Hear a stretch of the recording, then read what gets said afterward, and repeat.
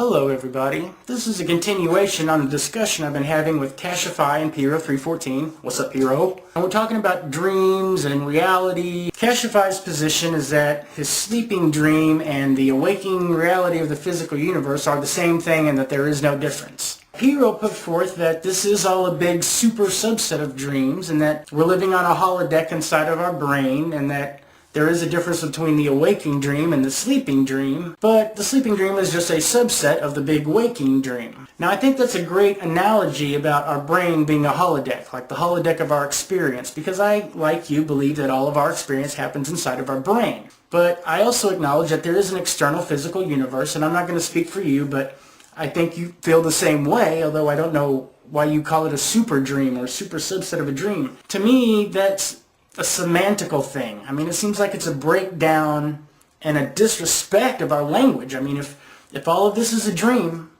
and all of our sleeping dreams are dreams, then there is no awake. There's no consciousness, no true physical reality. And I know you don't think that. I mean, correct me if I'm wrong, but that kind of just threw me for a loop. But I just think that the terms and the words used to communicate effectively loses a lot of meaning when you equate awakeness as a dream and sleeping as a dream. I just don't see that. Now Cashify keeps saying that our brains and the chemicals of our brains are collapsed waveforms. Now I'm aware of physics and chemistry and that the body is made out of the carbon atom, including our brains, made out of carbon atoms. Now if you want to get technical and look into the subatomic particles and how they break down and M theory, string theories, whatever, and what might be smaller than that, that's fine. Whether all the atoms eventually break down into some kind of matter or energy, they still add up to an atom.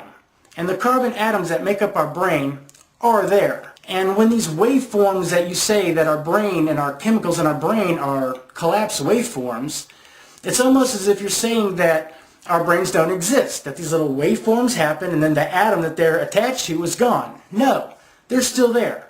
And all the information that we get, also still there. Now, true, the atoms inside of our head do emulate waveforms. I guess all atoms do. But to say that our brain and the chemicals of our brain are a total waveform is just a total neglect of knowledge. We know that our brains are made out of carbon atoms. We know that our brains are there. I mean, maybe you don't because you can dream that your brain is, cotton candy or some stupid bullshit like that.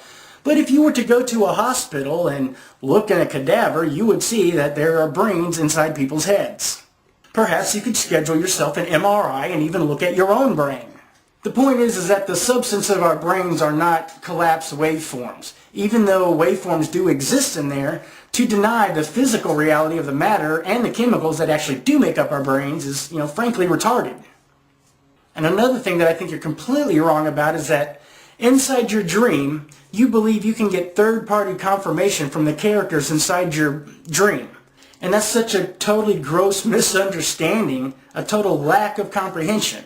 The point of a third party is to have someone external to you who can verify it not only to you, but to other people. Now, when you can have your dream characters come out and talk to us and verify that your dream is real, maybe somebody will give you the time of day that's, not a total idiot.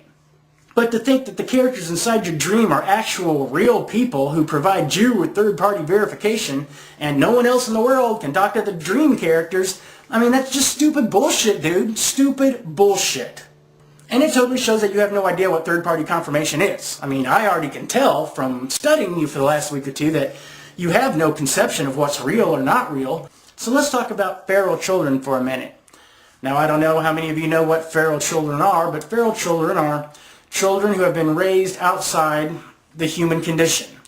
Some famous ones are like Tarzan or Mowgli from Jungle Book, but those are fictional characters. There are real people who have been raised by wolves. There have been people who have been raised in such gross neglect, like in the closet or in a crib until they're 15, 20 years old. There's many cases about feral people who have been raised outside of the human condition, where they don't understand language, they have all kinds of irrational fears that they can't even communicate because they've been living in a closet or something similar for their whole life. What this shows us is that when we do have dreams, the information that is inside of our dreams and inside of our brain help construct our dream world. And if you were a feral children and outside the norm, your dreams would just be crazy whatevers. It wouldn't make any sense at all. I mean, I'm not making this up. You can look at this for yourself.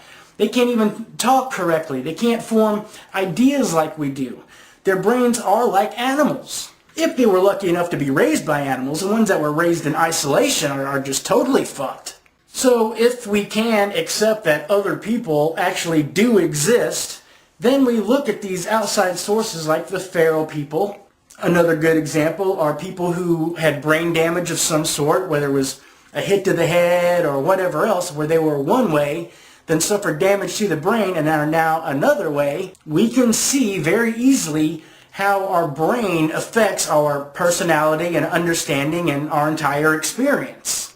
Cashify, maybe you can go into your dream and find some feral people in your dream, and maybe you can talk to them about their dreams, and maybe it will help give you a better understanding about reality. Now, regratex said to me that nobody has ever disproved the soliptic argument. But I have to ask you this. Do we believe that we are real? I think, therefore I am. Do we believe in our senses? Do you think your eyes are real? And your nose and your taste buds and your skin? Are these senses real, or can they be faked? Everything you experience comes in through these senses. So if you're on board about the holodeck brain and that all of our experiences are in here, then you have to be on board that our senses are what are giving us input.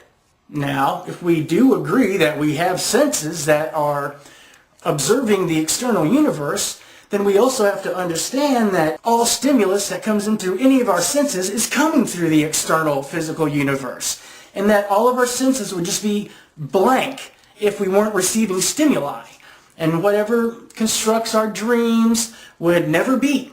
We would just have scary, blank, abstract, nonsensical dreams if we didn't have ideas and concepts that form while we're having dreams. So if you accept that you're alive and are being, and if you accept that you do have senses, and even though they can be fooled, they do exist and they're giving you stimulus and input, then you have to acknowledge that this stimulus and input is coming from the external universe. And among other things, this is why Cashify's idea of third-party confirmation from within a dream ultimately fails. That third party inside his dream can't share information with anybody else, and the phantasm itself is a construct of the brain. So there's no third party, that's you. Everything in your brain is you and your experience. Even if you're dreaming of other people and you're in other places, all those things can only exist because the ideas of those things have been implanted in your brain prior to the dream. So let me know what you think, and thanks Piro and Cashify for participating in the conversation and making videos about it. I think this is a great topic.